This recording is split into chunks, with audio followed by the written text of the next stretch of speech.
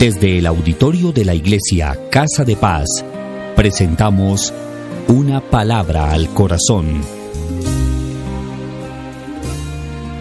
Hoy, el pastor Lino Beltrán nos comparte el tema Entre los gigantes, el pecado y la santidad. Bienvenidos.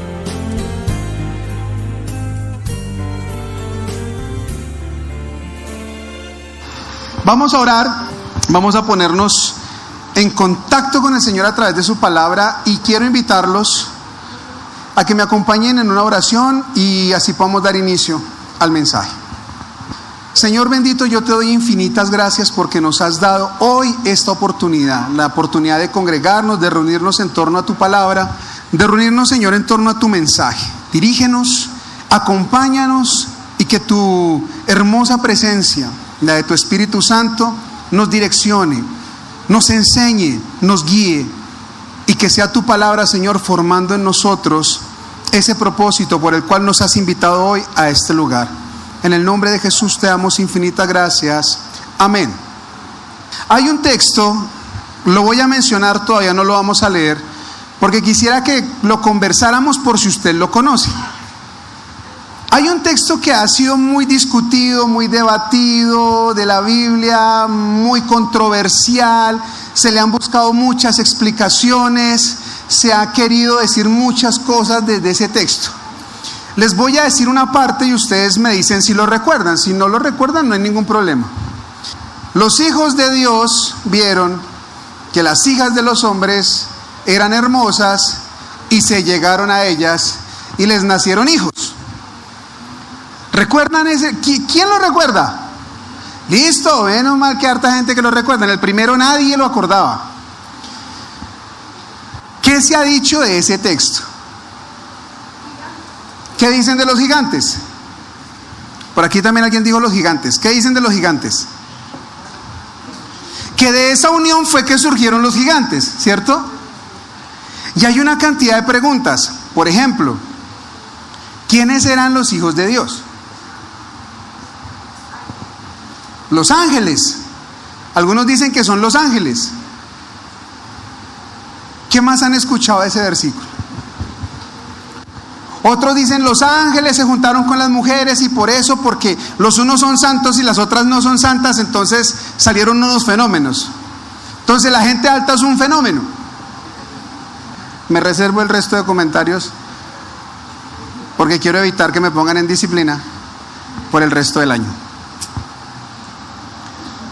Y se han dicho muchas cosas de ese texto. Entonces, que los ángeles se unieron con las mujeres y eso generó que hubiera gigantes. Eso es lo que nos dicen. Vamos a leerlo. Porque uno de los problemas serios que tenemos, y ayer que estaba en una congregación compartiendo una enseñanza, les decía, el problema más serio que tenemos hoy como cristianos es que no leemos la Biblia. Entonces, lo que nos dicen es lo que nosotros repetimos. No parecemos ovejas, parecemos pericos. Repetimos y repetimos, pero no leemos qué es lo que realmente dice la Biblia. Génesis capítulo 6, versículo 1. Y vamos a descubrir cosas interesantes solo en la lectura y en el análisis. Ahora les pregunto, ¿desean ustedes que hablemos de este tema? ¿Les gustaría? Porque si no les gusta igual, no preparé nada más, voy a hablar de ese tema. Es para invitarlo a que baje y haga otra cosa. Honestamente, ¿alguien ha tenido la inquietud por saber quiénes son los hijos de Dios? ¿Sí? ¿Alguien la ha tenido? Bueno, pues si no la ha tenido, de todos modos disfrute la predicación. Vamos a leer desde el versículo 1, capítulo 6 del libro del Génesis. Cuando los seres humanos comenzaron a multiplicarse sobre la tierra y tuvieron hijas, los hijos de Dios, viendo que las hijas de los seres humanos eran hermosas, tomaron como mujeres a todas las que quisieron. Entonces el Señor dijo, no voy a permitir que mi aliento de vida esté en el ser humano para siempre, porque él no es más que un simple mortal, así que la duración de su vida será de 120 años. en aquellos tiempos, cuando los hijos de Dios se unieron con las hijas de los seres humanos y tuvieron descendencia con ellas, e incluso después habitaban la tierra gigantes. Ellos fueron los famosos héroes de los tiempos antiguos. Pregunta: ¿dónde dice que los gigantes surgieron de la unión de los hijos de Dios con las hijas de los hombres? ¿Dónde dice? No lo dice. El texto no dice: y los hijos de Dios se llegaron a las hijas de los hombres y nacieron los gigantes. No lo dice, pero noten ustedes que eso es lo que nosotros creemos porque otros lo dicen. ¿Vamos bien hasta ahí? Tranquilos. Al comienzo es enredado, pero al final se enreda todavía más. Así que no se preocupen. Lo que me dice el texto que acabamos de leer es que un día los hijos de Dios vieron que las hijas de los hombres eran muy bonitas y se llegaron a ellas y les dieron hijos. Y que antes de que eso pasara, y aún después de que eso pasara, había gigantes en la tierra. Es decir, los gigantes estaban desde antes, eso es lo que dice el texto. Y después también había gigantes. No dice que los gigantes se formaron por la unión entre los hijos de Dios y las hijas de los hombres. Ahora, el término gigante en la Biblia es un término que se le adjudica o bien a una persona de una estatura muy alta, o bien a una persona con una posición social muy alta, o a un guerrero muy valiente y muy reconocido. De hecho, leamos el último versículo, el 4. ¿Qué dice el 4 que eran los gigantes? ¿Quiénes eran esos gigantes? Eran los hombres valientes o los famosos héroes de los tiempos antiguos. Entonces no eran gigantes solamente porque fueran muy altos, sino eran hombres que eran guerreros, fueron muy valientes y por eso se les llamó gigantes. Y aquí les voy a empezar a poner los ejemplos. Y voy con las mujeres y les voy a pedir, así venga con su esposo, fresquece, que ahorita oramos por él. Tranquila. Lo que yo le voy a preguntar, respóndalo con honestidad, no se preocupe, igual ya sabemos la respuesta. Vamos a dejar la mojigatería para otro día. Si hoy les pedimos a ustedes, hermosas damas, que escriban una carta acerca de cómo son los hombres colombianos hoy, para que en 300 años la lean las mujeres colombianas, y en el año 2319 ellas sepan cómo eran los hombres colombianos en el 2019, ¿usted qué pondría en esa carta? Sí, eso que las está haciendo reír, pero díganlo, no lo piensen. ¿Ah? Dilo. No, depende del hombre. Ah, no, pues ¿qué dirías tú? No, depende del hombre, no. Vamos a suponer que ustedes quieren resaltar la infidelidad. Y ustedes dicen es que el hombre colombiano es muy infiel, o me equivoco. Ustedes van a decir, ay, el de todos los países. No, estoy hablando del colombiano. Es muy infiel. Cuando ustedes se unen con sus amigas a hablar y algún esposo, alguna de sus amigas es infiel, ¿ustedes cómo dicen? Ustedes dicen, es que el cónyuge de nuestra compañera tiene serias dificultades de adhesión emocional a su esposa. ¿Lo dicen así? ¿Cómo lo dicen entre amigas? Ese man es muy perro. ¿O no? Díganlo con confianza. Ay, es que estamos en la iglesia y decir perro en la iglesia es pecado. No. Serlo sí, decirlo no. ¿Cómo lo dirían ustedes? ¿Cómo escribirían las cartas a sus amigas de en 300 años? El hombre colombiano en el 2019 era muy perro, pero todo perro que llegaba a la iglesia y se convertía al Señor, se convertía en un verdadero varón. Imagínese usted las mujeres en 300 años leyendo ese texto así. ¿Qué se va a preguntar esa mujer en 300 años? En Colombia, hace 300 años, tenían problemas serios de mutaciones.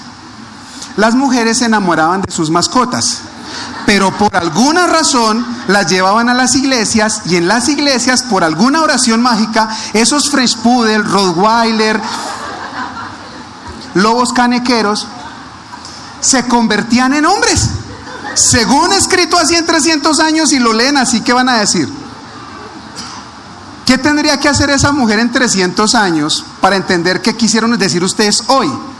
Pues pegarse un viajecito por la historia, buscar documentos del año 2019, videos y entender por qué le están diciendo a los hombres perros. Pues eso es lo que nos pasa con la Biblia. Cuando nosotros leemos gigantes, inmediatamente nos imaginamos, ¿cierto?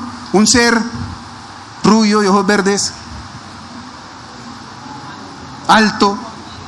No estoy refiriéndome a nadie en especial. Estoy imaginando cosas. Porque esos son los gigantes. Pero gigante era una palabra que se le atribuía o a reyes, ¿sí?, o a guerreros muy importantes. Era un término que se usaba para gente que se destacaba en el área política o en el área de guerra, en los ejércitos. ¿Vamos bien hasta ahí? ¿Qué está diciendo Génesis 6? Que había gigantes y siempre ha habido gigantes, es decir, siempre ha habido gente en el poder, siempre ha habido gente importante, siempre ha habido gente políticamente más alto que los demás, siempre ha habido reyes, siempre ha habido gobernantes, siempre ha habido soldados, siempre ha habido ejércitos, siempre ha habido conflictos. ¿Bien? Pero viene la segunda parte, que es la más complicada: los hijos de Dios. ¿Quiénes son los hijos de Dios? Entonces nos vamos a Job, y en Job dice que un día los hijos de Dios vinieron y se presentaron delante del Señor, y que con ellos venía Satanás. Está hablando de los ángeles. Entonces automáticamente uno dice, los hijos de Dios son los ángeles.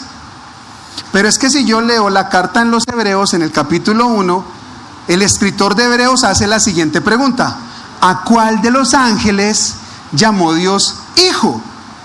Los ángeles no son hijos, dice el escritor de los Hebreos. Los ángeles son espíritus en servicio. Los hijos somos nosotros. ¿Confusamente claro? Sigo avanzando, tranquilos, ya empezamos a desenredar la pita. La palabra que aparece allí donde dice hijos de Dios es la palabra Benei Elohim en hebreo. Y esa palabra Elohim en hebreo se traduce como Dios o como gobernantes. Ojo, Elohim era una palabra que se le atribuía o bien a Dios o bien al rey. ¿Claro hasta ahí? ¿Claro hasta ahí? Ejemplo actual: la mujer tiene papá y tiene esposo, pero a los dos les dice papi. A los dos les dice papi. Bueno, la que le dice papi le puede decir al papá papi y al esposo papi. Si escribe una carta acerca del papi, pues ¿cuál de los dos está hablando? Pues hay que mirar de cuál de los dos está hablando. La cuestión es la siguiente: un ángel no puede acceder sexualmente a una mujer humana, porque el ángel es un espíritu. El ángel no está diseñado para engendrar, es un espíritu. Y en Génesis 6 dice, léalo por favor, que Dios se arrepintió de haber creado ¿a quién? ¿A los ángeles? Al hombre. Ojo que ya me empieza a decir, de ahí en adelante todo es para el hombre. Y el corazón del hombre solo piensa en hacer lo malo, y Dios se cansó y dijo, voy a acabar, me arrepentí de haber creado ¿a quién? Al hombre. ¿Por qué no nombra a los ángeles si son ángeles? Porque resulta que el pecado está en el hombre. Y ahí está haciendo referencia a algo que los hombres están haciendo. ¿Quiénes son los Elohim? ¿Quiénes son los hijos de los Elohim? Los hijos de los Elohim son los príncipes de los pueblos que abusan de las hijas de los campesinos, que abusan de su poder y de su posición social y cogen a la niña del campo y la acceden carnalmente y las dejan embarazadas. Eso no pasa hoy. Y las ponen a abortar o las expulsan y las dejan a la buena de Dios con sus hijos. Pero eso no pasa hoy. ¿Dónde está el ejemplo plasmado de lo que Génesis 6 nos está diciendo? Génesis 34. Vamos a Génesis 34. Para entender quiénes son los hijos de Dios y quiénes son las hijas de los hombres. Y ustedes van a decir, entonces, ¿por qué los llaman hijos de Dios? Porque está haciendo referencia a un grupo específico, a los que en ese tiempo eran conocidos como los hijos de Dios.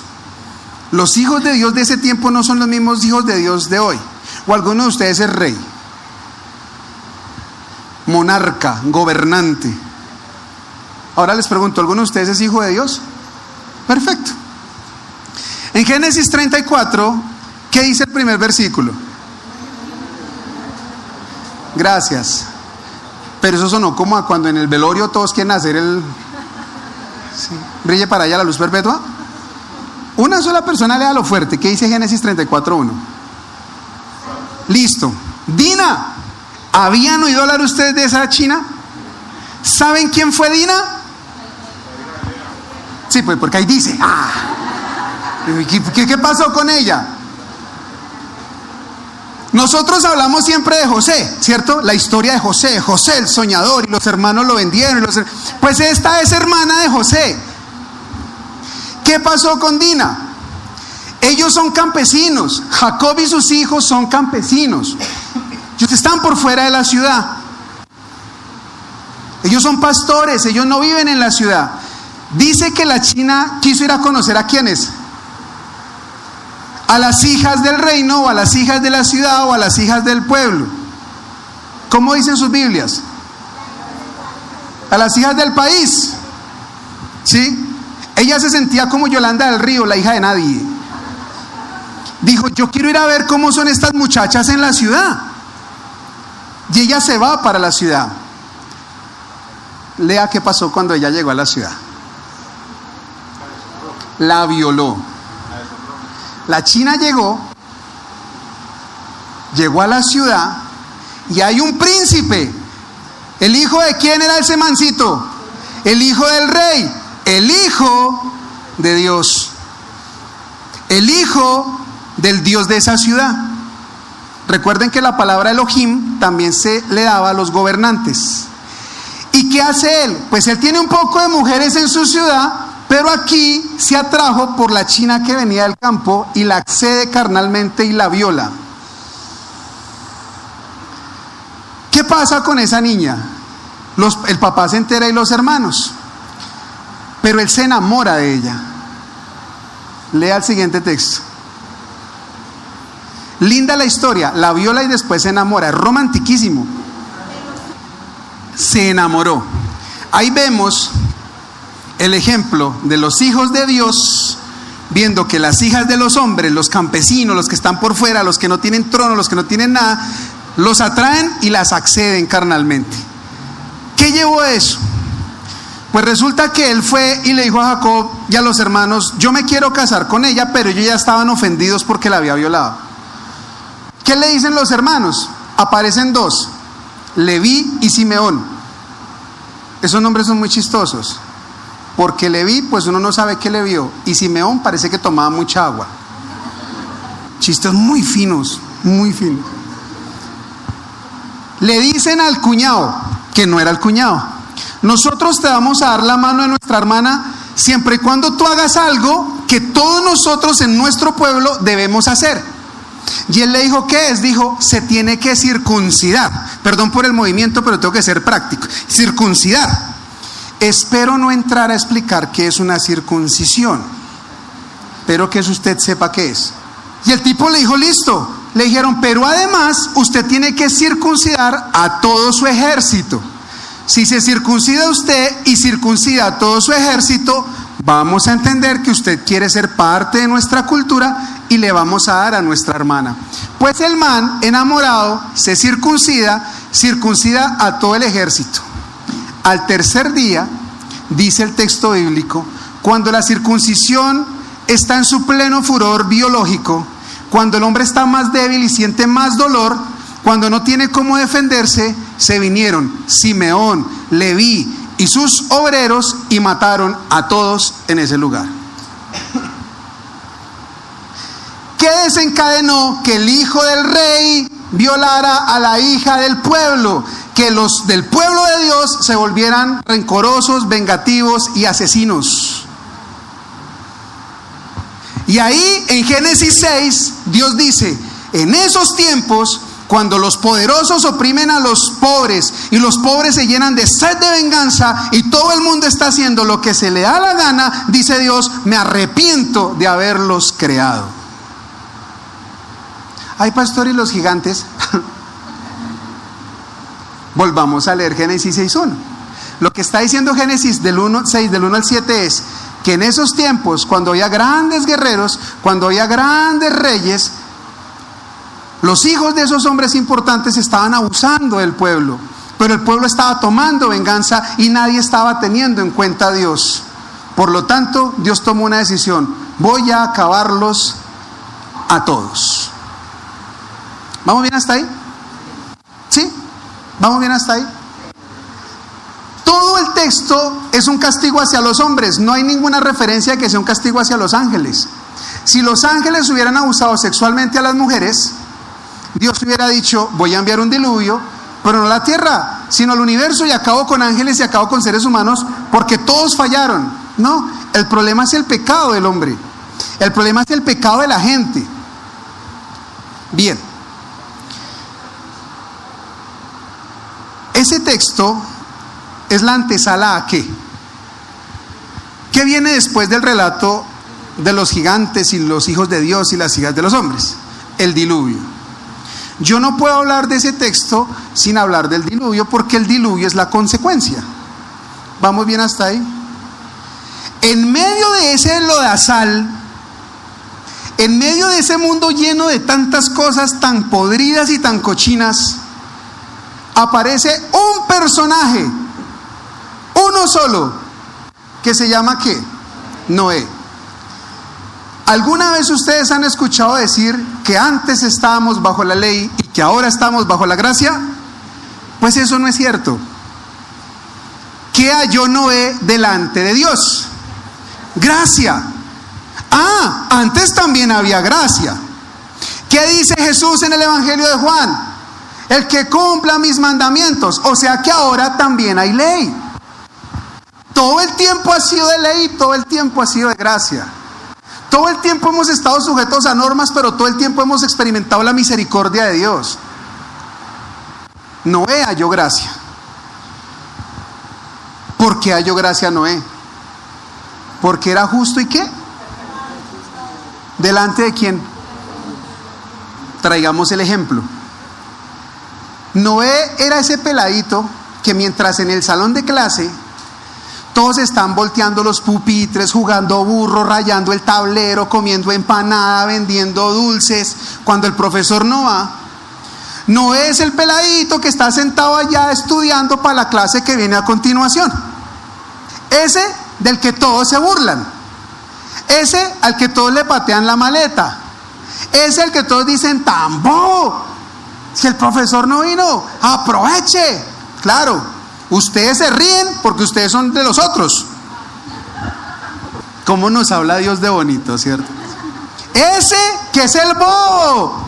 Usted es muy atarantado. Mientras todos estamos desordenados, usted ahí dice que estudiando. Al final, ¿quién era el que menos sufría para pasar el año? ¿Y los demás cómo estaban?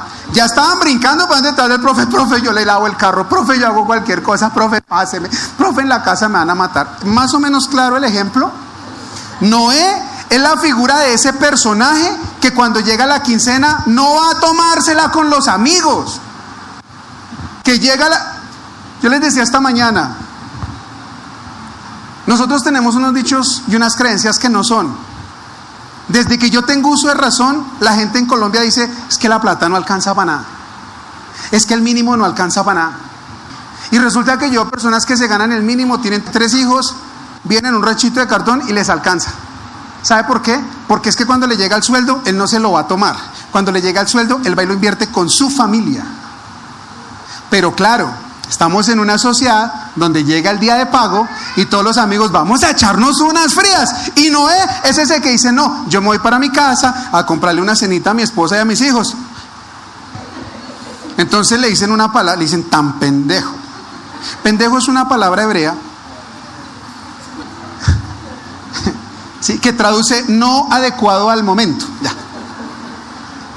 Camine, vamos a tomar. No, me voy para mi casa. No es ese personaje el que actúa completamente diferente a todos los demás que están haciendo lo que les da la gana, solamente para llenar sus deseos y sus placeres.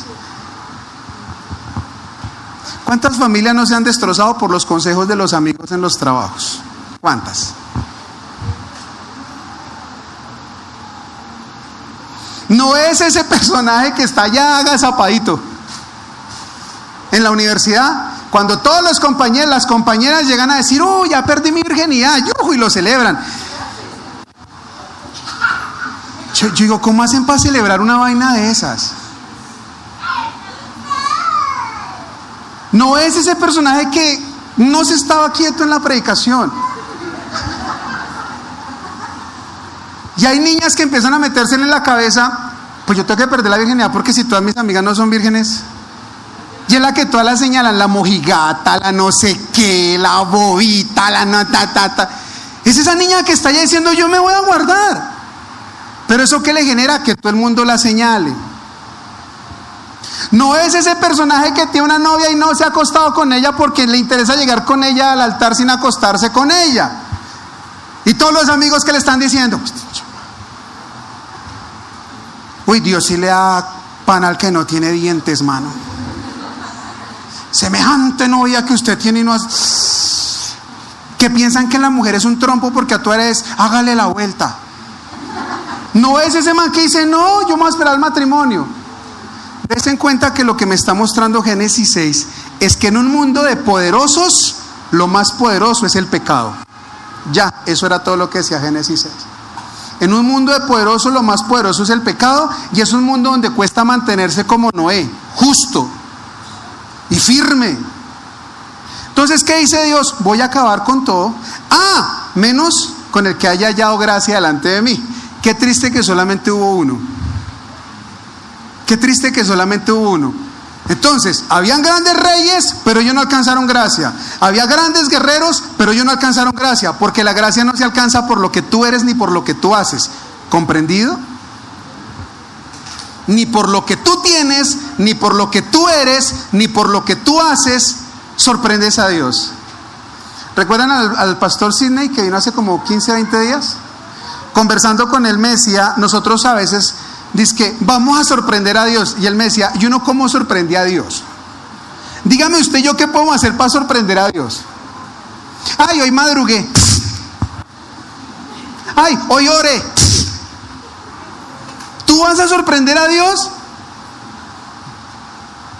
Dios que conoce hasta lo más recóndito del universo donde ningún ser humano ha podido llegar, ni con toda la tecnología que tenemos, y vamos a sorprender a Dios. Dios no está buscando que la gente lo sorprenda. Dios está buscando que la gente haga lo que hizo Noé. Compórtese con firmeza en medio de un mundo que le está exigiendo a diario que usted meta la pata. Yo renuncié en alguna ocasión a una empresa donde trabajaba. Era una empresa, es una empresa cristiana, y había mucho maltrato laboral, muchísimo acoso laboral. No voy a decir cuál es. Yo un día decidí renunciar, dije, no, yo no me aguanto más esta vaina, y renuncié normal, estaba en mi derecho de renunciar. Como al año y medio me llamaron un grupo de personas que también habían renunciado, y habían puesto un abogado y habían interpuesto una demanda contra la empresa porque querían sacarle plata a la empresa por todo el acoso laboral que hubo, y me llamaron. Me llamó el abogado. Mira, es que sé que estuviste, tus compañeros fulano, porque les vamos a sacar todo el billete, porque ellos tienen todo el billete por todo el maltrato que les hicieron. Le dije, muchas gracias, no me interesa. No se imaginan lo que mis amigos me dijeron. Noé, ¿tenemos la oportunidad de sacarle billete a esos? No, porque yo no considero que eso sea correcto. Yo decidí renunciar y ya me fui. ¿Cómo actuar en medio de un mundo que nos exige a diario que hagamos lo malo? ¿Cómo? Y termino con dos características de Noé. La primera, es obediente. Dios le dice, construya un arca. Y el texto dice que nunca había llovido en la tierra. Miren lo loco de ese texto, es muy loco. Le dice, construya un arca. ¿Por qué? Porque va a llover. ¿Y qué es esa vaina? Usted construye el arca. Vaya a lavar el baño, sirva para algo. ¿Nunca les ha pasado? ¿Nunca les pasó? ¿Mamás nunca lo han hecho con sus hijos? ¿Hijos nunca lo han experimentado con sus mamás? Usted se va juicioso a lavar el baño. ¡Ya! La supervisión de una mamá es mágica, se los juro. Ya eso es un nivel casi de brujería.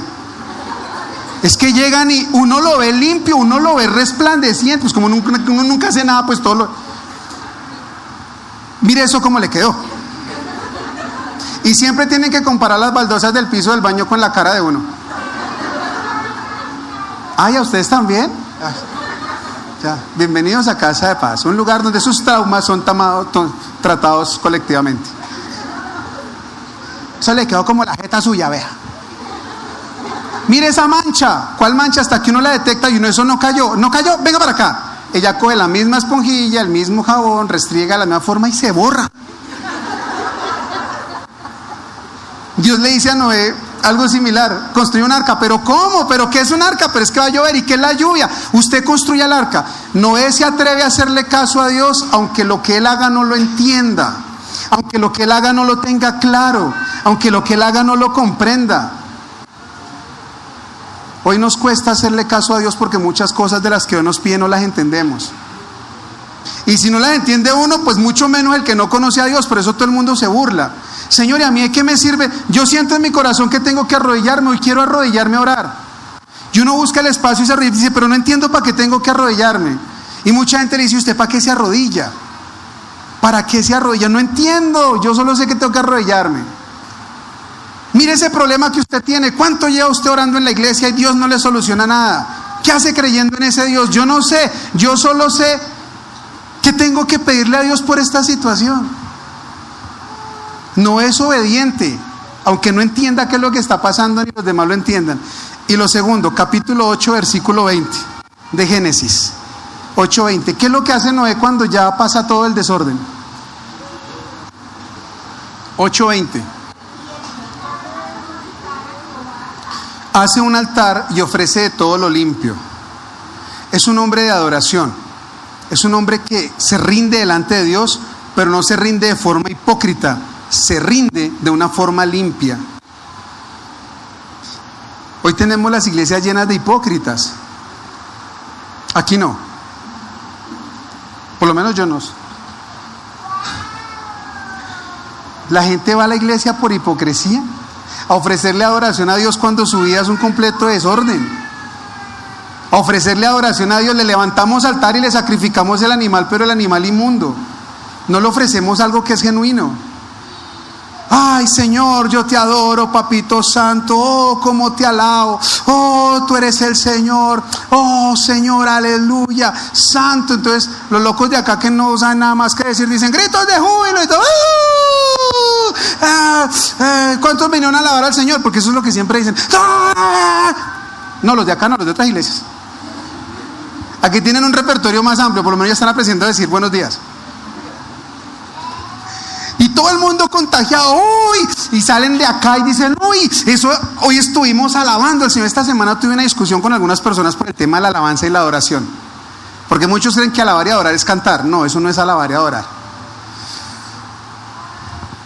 Ay, pero estuvimos en la iglesia alabando, adorando, y hoy fui a la iglesia y salgo de aquí santificado. Bueno, ¿y salió a qué? ¿A qué salió usted de la iglesia? Porque vuelve hasta el otro domingo. Y salió a hacer que esos 8 días, ¿cómo se comportó usted como esposo? ¿Cómo se comportó usted como esposa? ¿Cómo se comportó usted como hijo? ¿Cómo se comportó usted como papá o como mamá? ¿Cómo se comportó usted como empleado? ¿Cómo se comportó usted como jefe? ¿Cómo? Porque si está haciendo lo mismo que los demás hacen y usted no es capaz de hacer como Noé, de decir voy a hacer las vainas rectas aunque me cueste, déjeme decirle que cuando venga el juicio difícilmente usted se va a poder subir al arca. Difícilmente. Hoy queremos construir en las iglesias grandes empresarios, pero nadie quiere construir grandes personas con un corazón genuino. Una vez un pastor me dijo, tú no tienes visión de reino. Así me lo dijo, no tienes visión de reino. Cuando me hizo así yo le puse la nariz, hágale, que ahí está, hágale. Tú no tienes visión de reino porque tú aquí tienes apenas como 20 jóvenes y no los estás formando. Tú necesitas aquí 110 empresarios y si tú me dejas en un mes te los tengo. Y le dije, ¿yo para qué quiero un poco de jóvenes tapados en plata que se la pasen fornicando, que se la pasen tomando, que se la pasen adulterando? ¿Para qué les sirve el dinero si el cielo no se compra con billete? Yeah. Por eso ustedes aquí en Casa de Paz difícilmente, no digo que no pase, puede pasar desde otro, pero difícilmente ustedes van aquí a nosotros a ver predicándoles, hermano, y prepárese, ¿quién quiere la unción hoy de la prosperidad? Se la vamos a dar. ¿Quién quiere billete? Vamos a decir al dinero, ven a mí hoy. Si usted aquí no lo va a escuchar, porque de nada le sirve tener los bolsillos llenos si tiene el corazón vacío. Y cuando usted tenga el corazón lleno de Dios, Dios se encarga de suplir a su vida todo lo que usted necesita. Eso era todo. No sé qué más habla. Vamos a orar. Para orar le voy a pedir que suelte lo que tenga en las manos. O suelte a quien tenga de la mano. Porque si está peleando con su esposo o con su pareja, dice el pastor dijo que soltara esta cosa. El relato de Génesis 6 es la antesala a un juicio. Y lo que nos está, más allá de mostrarnos si fue que los ángeles se unieron con las mujeres, que vinieron los extraterrestres y nos dejaron aquí que nosotros venimos de las Pléyades, más allá de cualquier tontería de esas, lo que nos está diciendo es que en medio de un mundo de poderosos, el pecado es más poderoso. Y que solamente aquel que se atreva a apartarse de todo eso, a escuchar a Dios, va a poder subirse al arca de la salvación.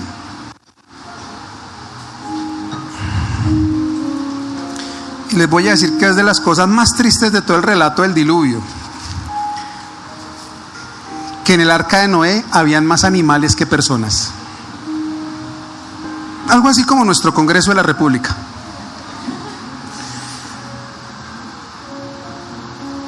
Donde cada quien piensa en lo suyo propio, donde la gente dice servirle a los demás pero no le sirve a nadie.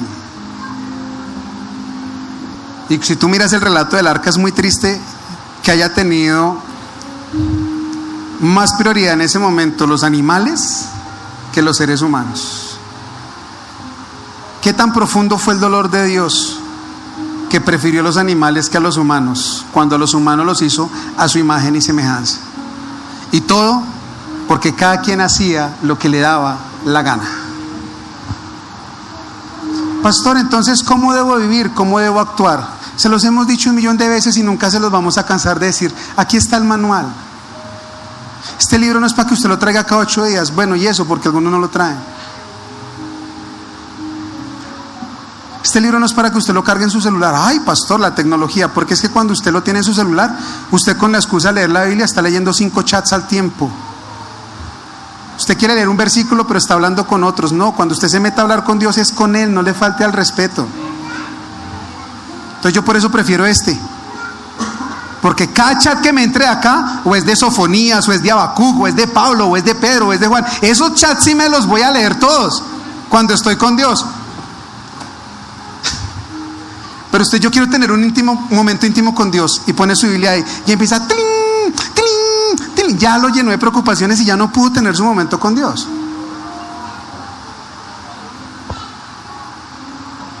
El Señor me dice en este momento que recojamos los celulares, por favor, Ujieres, y me los ofrenden aquí.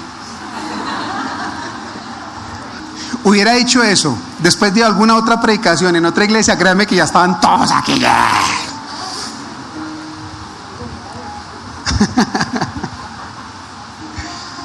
Cierre sus ojos, por favor.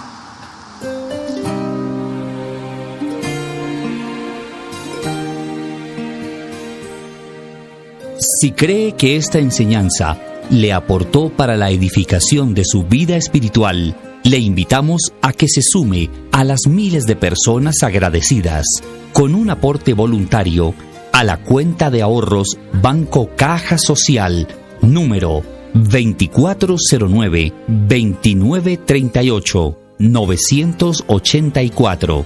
Ahorros Banco Caja Social, a nombre de Iglesia Cristiana Casa de Paz. Esperamos tu aporte. Conoce más de nosotros en nuestro fanpage de Facebook, Casa de Paz, Iglesia Cristiana. Iglesia Casa de Paz. Más que una iglesia, una familia.